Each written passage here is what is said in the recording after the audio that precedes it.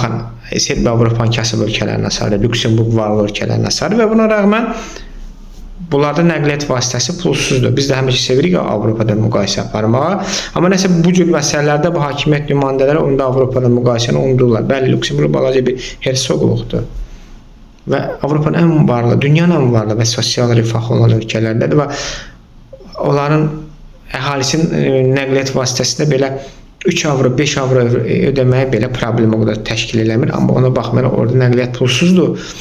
Azərbaycanda isə minimum əmək haqqı 400 manatdır. Avropanın ən kasıb ölkəsi Moldovadan azdır, bizdə minimum əmək haqqı. Bizdə isə nəqliyyat vasitəsi hər dəfə qalxır və bunu Avropa ilə müqayisə edirik və deyirik onlarda daha çoxdur, bizə ən azlardandır. Amma Avropa maaşlarla müqayisə eləməyi unuduruq. Avropanın digər ölkələrində hansı ki nəqliyyat vasitəsi yoxdur, onu da unuduruq. Serbiyada eynən kasıb ölkədir, varlı deyil Lüksemburq kimi. Orada da belə